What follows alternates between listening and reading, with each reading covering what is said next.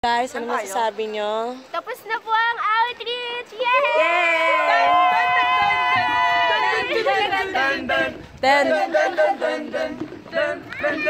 Bye!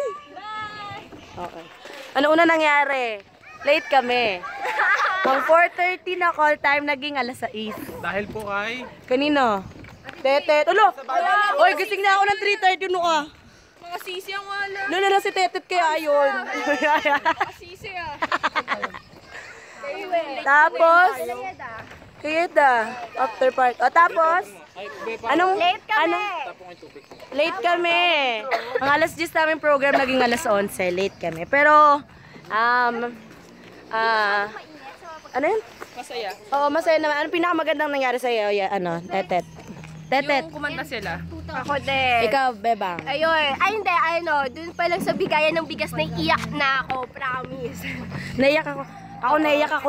Naiyak ako nung nabasag yung cellphone ko, pero okay lang.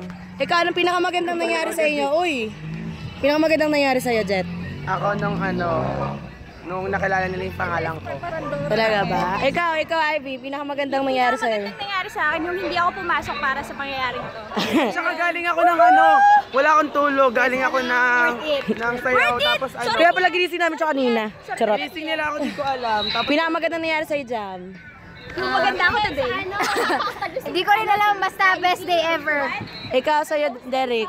Nung kumanta sila. Oo nga.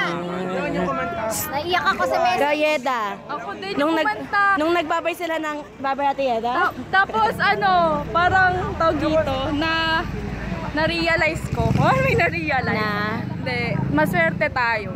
Oo Wala naman. lang. Kasi We're so- minsan hindi natin pinapakailangan yung parents natin. Ganun. Kayo lang, oh. Charot lang. Hindi ako.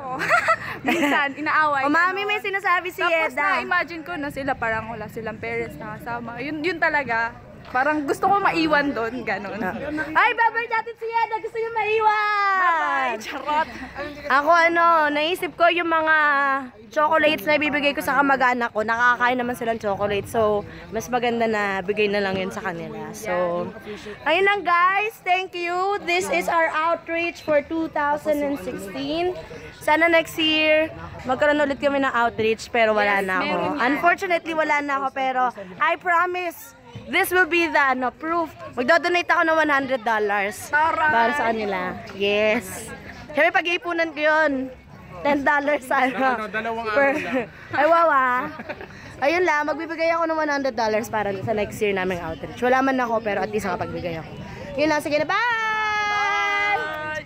Bye! Bye, oy! Boy! Bye!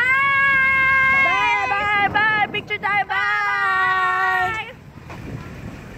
Okay, ayun.